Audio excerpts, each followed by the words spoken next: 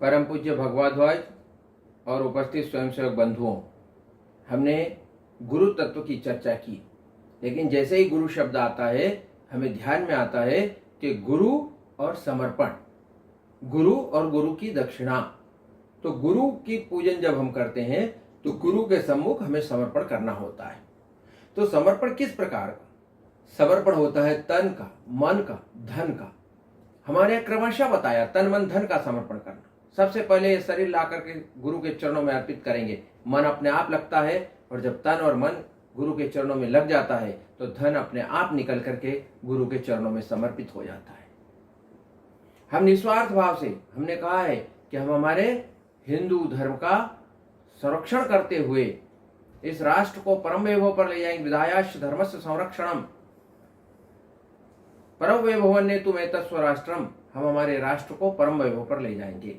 निस्वार्थ भाव से, निस्वार्थ बुद्धि से हम संघ का कार्य करने के लिए संघ के अंगभूत घटक बने हैं। इस प्रकार का हम प्रतिदिन स्मरण करते हैं।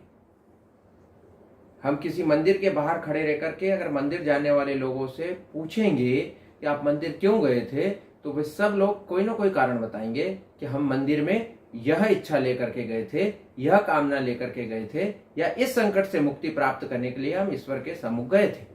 लेकिन संघ स्थान से आते हुए स्वयंसेवकों से जब हम पूछेंगे कि आप संघ स्थान पर क्यों गए, या आप प्रतिदिन संघ की शाखा में क्यों जाते हैं, तब उनका वहां पर कोई स्वार्थ नहीं होता है। वे राष्ट्र कार्य के लिए जाते हैं। हम हमारे राष्ट्र को परम वैभव पर ले जाने के लिए, हम हमारे हिंदू समाज का संगठन करने के लिए गए थे। वहां अपना कुछ नहीं होता है, वहां सब कुछ होता है, वह राष्ट्र का होता है, सब कुछ होता है वो भारत माता के लिए होता है। तो यह हमारा अपना कार्य है, ऐसा मान करके गुरु के सम्मुख समर्पण करना।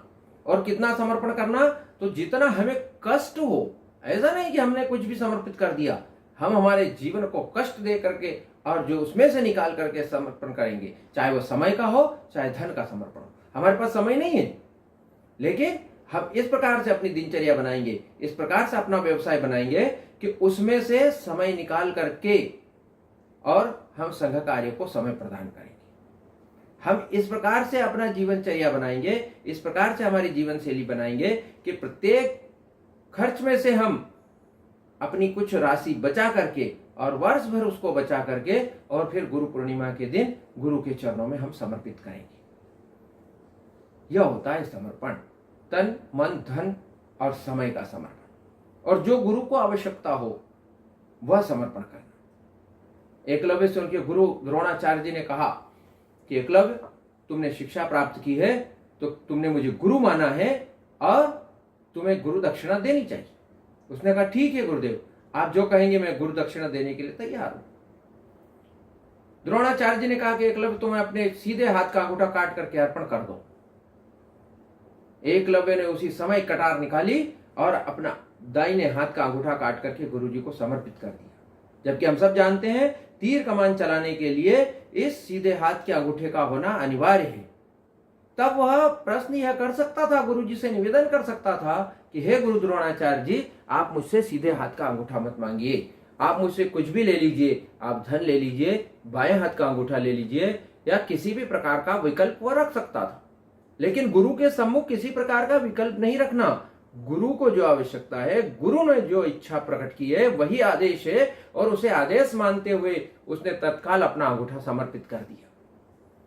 इसी तरह से हम जानते हैं कि भगवान कृष्ण का जब सांदीपनी आश्रम में शिक्षा समाप्त हुई और उन्होंने कहा गुरुदेव, मैं आपको कुछ गुरु दक्षिणा देकर दिए बगैर नहीं जा सकता, तब उन गुरु माता ने उनसे मांगा था कि मेरे पुत्र को शंखेश्वर राक्षस ले गया है और तुम मुझे मेरा पुत्र लौटा दो। भगवान कृष्ण समंदर में गए, वहां से शंखेश्वर राक्षस से अपने गुरु के पुत्र को लेकर के आए और गुरु पुत्र उन्होंने समर्पित किया। तो गुरु को जो आवश्यकता है, इस प्रकार का समर्पण करना ही हमारे लिए समर्पण है। पन्नाधाय का समर्पण हम देखते हैं, उसने अपने पुत्र को कटवा दिया। वह कैसी मां होगी जिन्होंने इस राष्ट्र के लिए, जिन्होंने अपने धर्म के लिए, उदय सिंह को बचाने के लिए अपने पुत्र चंदन का बलिदान दे दिया। जहां उदय सिंह जी सोए थे वहां पर उन्होंने चंदन को सुला दिया और अपनी आंखों के सामने उनको अपने पुत्र को कटते हुए देख करके भी वह विचलित नहीं हुई। यह समर्पण होता है। जब शिवाजी महाराज का राज्यारोहण हो गया, वे छत्रपति हो गए, और उसके बाद में जब स्वामी रामदास जी आए, समर्थ रामदास जी उनके पास में आए और उन्होंने कहा कि भिक्षाम देही, और समर्थ रामदास जी ने के झोली में शिवाजी महाराज ने एक चिट्ठी लिख करके डाल दी। और उस चिट्ठी में उन्होंने क्या लिखा? तो उन्होंने लिखा कि मैं अपना संपूर्ण राज्य आपको समर्पित करता हूं। उन्होंने अपना संपूर्ण राज्य, इतने कष्टों के बाद, इतने तकलीफों के बाद, इतने युद्धों के बाद जिस छत्रपति बनकर के शिवाजी महाराज बैठे, वह संपूर्ण राज्य उन्होंने समर्थ रामदास जी को एक चिट्ठी में लिख करके दान कर दिया। ये अलग बात है कि फिर समर्थ रामदास जी ने कहा कि मैं राज्य लेकर के क्या करूंगा, मैं अपना ग्रस्त छोड़ चुका हूं, मैं अपना परिवार छोड़ चुका हूं, तो मैं इस राज्य का लेकर के क्या करूंगा, ये राज्य तुम्हारा है। शिवाजी ने कहा नहीं, ये राज्य तुम्हारा है, मैं दान कर चुका हूं गुरुदेव, अब मैं ये राज्य वापस नहीं ले सकता। तब समर्थ रामदास जी ने कहा था, यह परम पूज्य भगवा ध्वज का राज्य है और तुम इसके प्रतिनिधि होकर के शासन चलाओ, यह मेरा आदेश है। इस प्रकार का समर्पण होना चाहिए। हमको ध्यान में आता है, समर्पण की जब बात चल रही है तो चंद्रशेखर आजाद, एक समय में चंद्रशेखर आजाद के गुरु हुआ करते थे मनोहर लाल त्रिवेदी। उन्होंने उनको बचपन में हिंदी पढ़ाई थी अपने भाभरा में।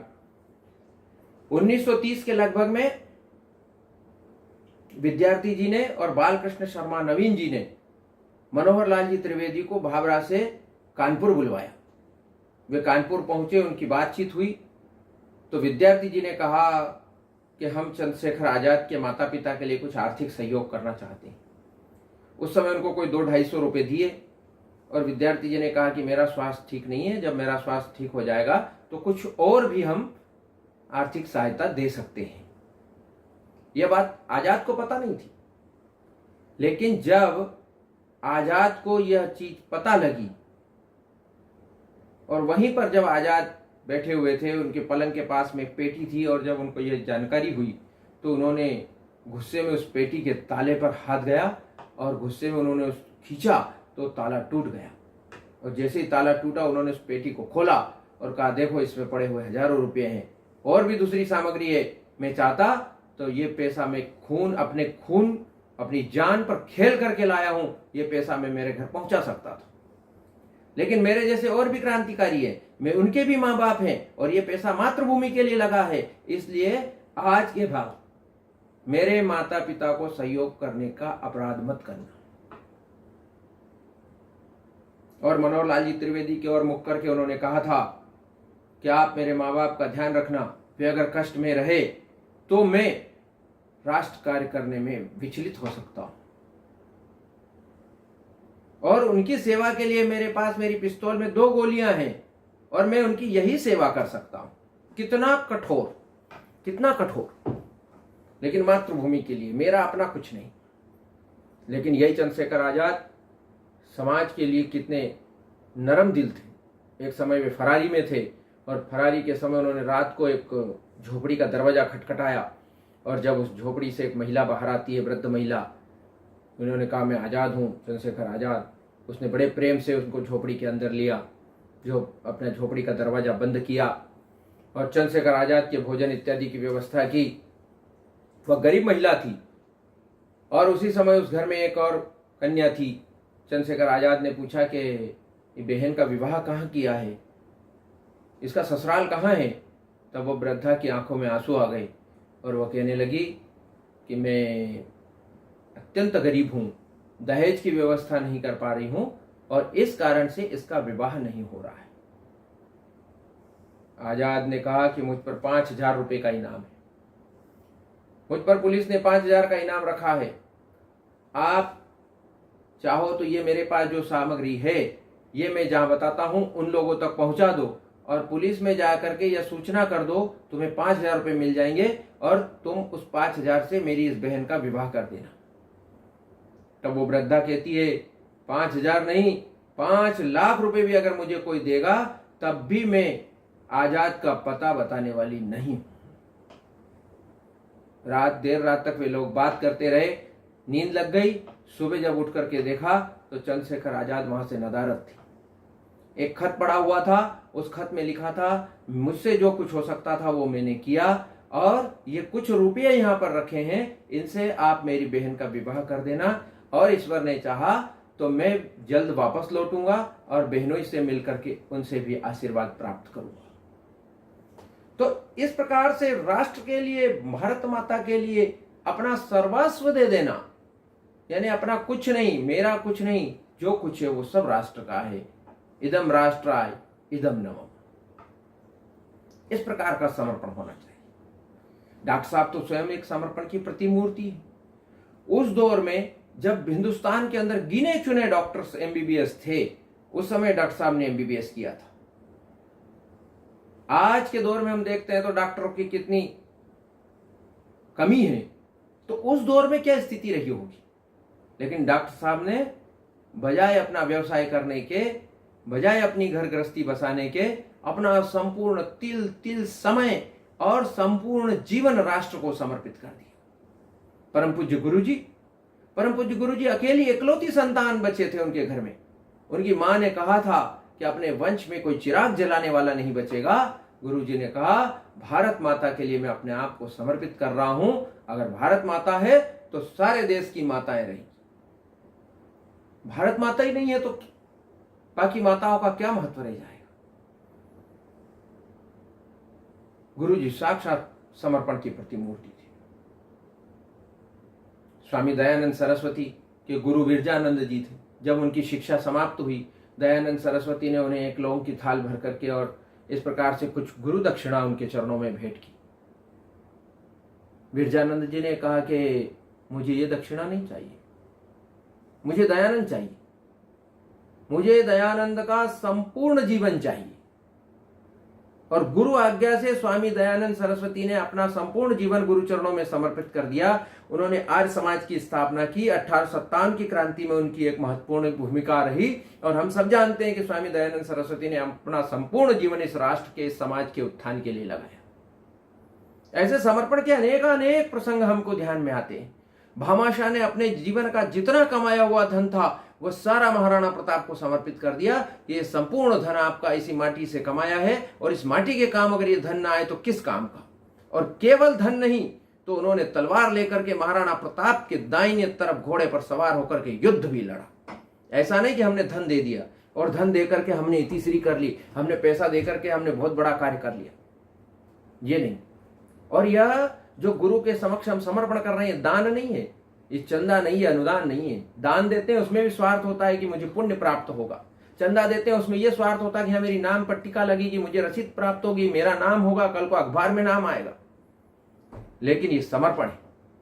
हमने कितना समर्पण किया, कैसा समर्पण किया, कब समर्पण किया, इसका कोई लेना देने नहीं। गुरु के चरणों में हमने समर्पण कर दिया। यहां कोई नाम नहीं होना, यहां नाम की पट्टिका नहीं लगनी है, यहां हमारे घोषणा होने पर तालियां नहीं बजनी, क्योंकि ये हम अपना कार्य कर रहे हैं। ये हमने हमारे गुरु के चरणों में समर्पण किया, कोई बहुत बड़ा काम नहीं किया। तो जो गुरु को आवश्यकता होती है वह हमें समर्पण करना चाहिए। और गुरु को किस प्रकार की आवश्यकता है, आज इस राष्ट्र को क्या आवश्यकता है, तो हम देखते हैं कि धारा 370 हट गई। लेकिन आज भी ऐसे लोग हैं जो ये कहने में पीछे नहीं हट रहे हैं कि हम सत्ता में लौटे तो धारा 370 वापस लागू करें। बरसों बरस के संघर्षों के बाद, हजारों लाखों बलिदानों के बाद राम जन्मभूमि पर भव्य मंदिर का निर्माण हो रहा है, लेकिन लोग मंदिर निर्माण में रोड़े लगाने में पीछे नहीं हट रहे। मंदिर निर्माण के लिए जो धन्यास बना है उसको बदनाम करने में पीछे नहीं हट रहे। ये हिम्मत हिंदुस्तान के अंदर आज भी, तो भारत की वर्तमान परिस्थितियों पर अगर हम निगाह डालें तो किस प्रकार से आज चारों तरफ लव जिहाद। प्रतिदिन आप समाचार पत्र उठा करके देख लीजिए, 2-4 घटनाएं आपको लव जिहाद की मिल जाएगी। लव जिहाद, लैंड जिहाद, जमीन रोकने का काम चारों तरफ, और अर्थ जिहाद, बिजनेस जिहाद। जितना बिजनेस हिंदुओं का था वह सब धीरे धीरे छीन करके और अन्य समुदाय के लोग उन पर कब्जा करते चले जा रहे। पहले दाढ़ी बनाने वाला हिंदू होता था, आज कौन होता है। पहले बैंड बाजे बजाने वाले हिंदू हुआ करते थे, आज कौन होते हैं? ऐसे अनेक धंधे हैं। यह एक आर्थिक जिहाद चल रहा है। अच्छे नए सूट बूट कपड़े पहन करके और अच्छी गाड़ियां लेकर के घूमना, गले में रुद्राक्ष की माला, माथे पर चंदन लगा करके और हिंदू लड़कियों को बहला फुसला करके अपने कब्जे में करना, यह लव जिहाद चल रहा है। और जहां समझ में आए वहां पर अपनी जमीन रोक लेना, मजारे बना देना, पुलिये के इस पार उस पार मजार बना देना, चौक चौराहे पर मजार बना देना, ये लैंड जिहाद चल रहा है। तो हिंदू समाज किस नींद में सोया है? आज आप किसी मुसलमान से पूछिए कि तुम इस धरती पर क्या करते हो, क्यों आए हो, तो वो कहेगा कि संपूर्ण विश्व को, संपूर्ण देश को दारुल हरम बनाना है, दारुल इस्लाम बनाना है, और इसलिए हम लोग काम कर रहे हैं कि सब लोग खुदा के बासिंदे बने और सबको जन्नत नसीब हो। किसी ईसाई से पूछिए तो वो भी यही कहेगा कि सबको पवित्र गॉड के चरणों में लाना है, सब भूले भटके लोग हैं, इनको गॉड के चरणों में ला करके और सबको मुक्ति प्राप्त करना है। लेकिन किसी हिंदू से पूछिए कि तुम क्यों जी रहे हो, तुम्हें काहे जी रहे हो, तो वो कहेगा मौत नहीं आ रही। रोज 21,600 सांसें ले रहे हैं हम, ऑक्सीजन की कमी होने के बावजूद, और वो 21,600 सांसें हम रोज प्रतिदिन खराब कर रहे हैं, लेकिन हमारे अपने सामने कोई लक्ष्य नहीं। हम अपना एक लक्ष्य लेकर के चलें और उसके लिए हम किस प्रकार का अपना समर्पण कर सकते हैं वह निश्चित करें, और उस निश्चित दिशा की ओर हमें बढ़ना पड़ेगा। सेना पर सवाल उठाने वाले लोग, सेना अपना पराक्रम दिखाती है, सीमा पार जाकर के लड़ती है, सीमा पार जाकर के आतंकवादी अड्डों को नेस्तनाबूद करके आती है, तो सेना से सवाल मांगते हैं, सेना पर सवाल उठाए जाते हैं, सेना से सबूत मांगे जाते हैं। इस प्रकार की स्थिति आज भी इस देश के अंदर है। आज भी धर्मांतरण हो रहा है चारों ओर। ईसाई धन के दम पर, सेवा के नाम पर ईसाई से हिंदू, हिंदू से ईसाई बनाने का कार्य कर रहे हैं। दूसरी तरफ हम देखते हैं तो लव जिहाद करके या अनेक अनेक प्रकार से प्रलोभन दे करके, षड्यंत्र करके, साजिश करके हिंदुओं को मुसलमान बनाने का काम चल रहा है। जबकि हम सब जानते हैं कि पिछले 1400 वर्षों से जितना अत्याचार हिंदू समाज के ऊपर हुआ, और उस समय के जितने हिंदुओं ने डर से, भय से या अपने आप को बचाने के लिए जो अन्य धर्मों में, अन्य प्रकार के पंथों में परिवर्तित हो गए थे, उनके परावर्तन कराने की जिम्मेदारी भी हम पर है।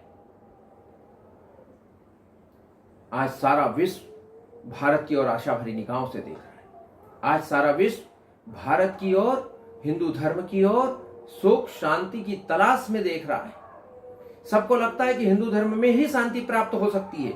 इसलिए विदेशों में यह स्थिति हो गई है कि चर्चों में लोगों ने जाना बंद कर दिया, चर्चों की घंटियां बजना बंद हो गई है, वहां के चर्च बिक रहे हैं।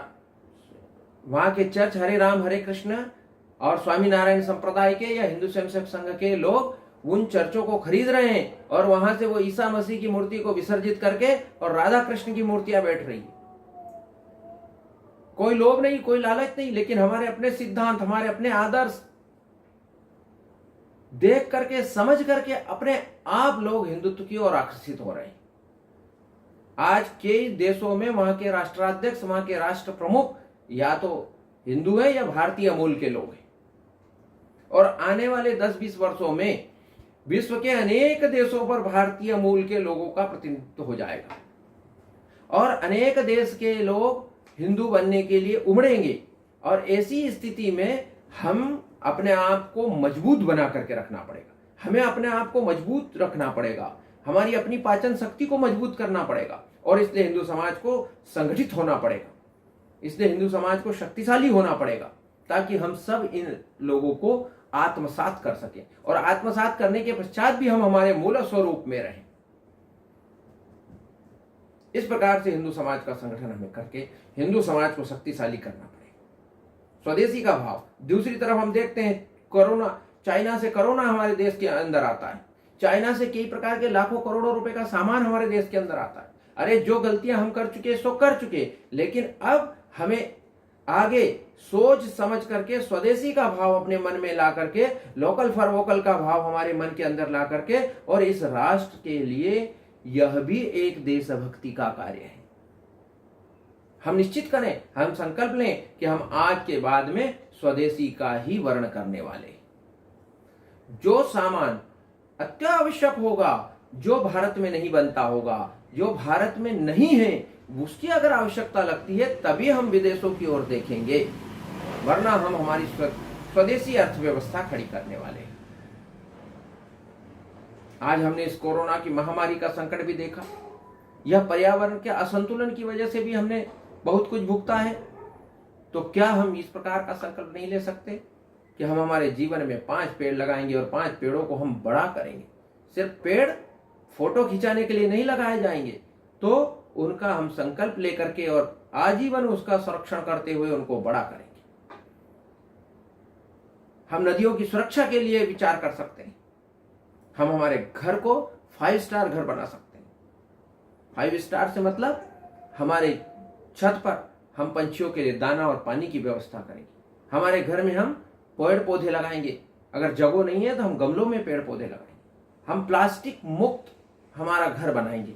हम बाजार जाएंगे, विदाउट प्लास्टिक सामान लेकर के आएंगे। हम हमारे घर से झोला लेकर के जाएंगे। हमारे घर अगर प्लास्टिक आ गई है तो उसका उचित समायोजन करेंगे।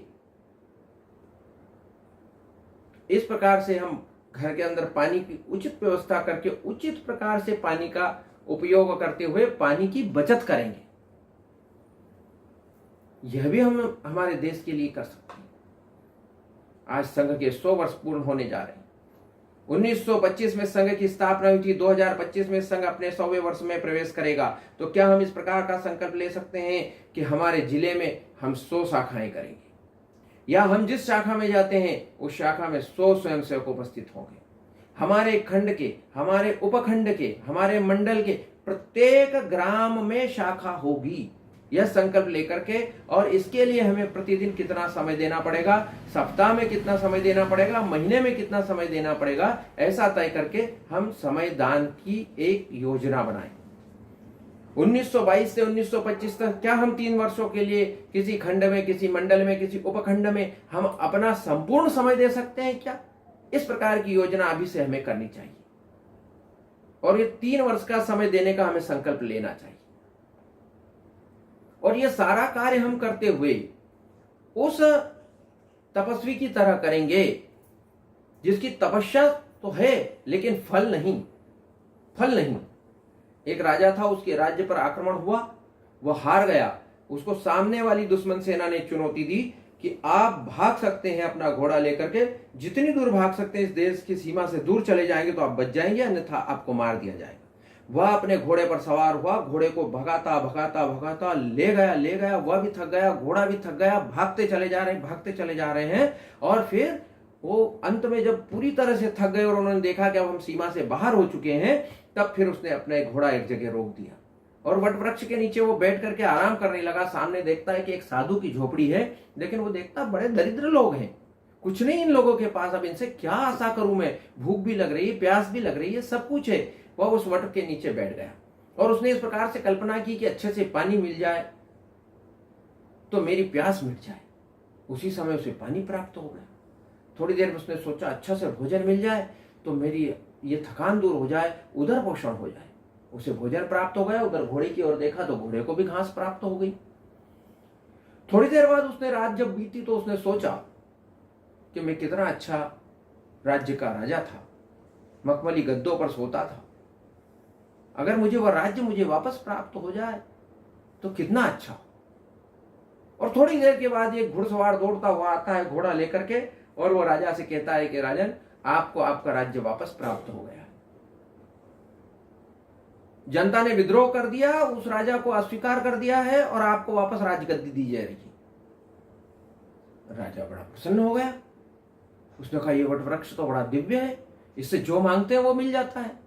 उसी समय सामने झोपड़ी से संत जी आए तो राजा ने कहा कि अरे आप क्या, किस प्रकार के लोग हैं, कैसी दरिद्रता में जीवन जी रहे हैं, और मैं तो इस वट वृक्ष से जो मांग रहा हूं वो मिल रहा है, आप भी इनसे मांग करके देखिए। तो उस संत ने कहा था कि राजन, ये वट वृक्ष हमारी तपस्या के कारण दे रहा है।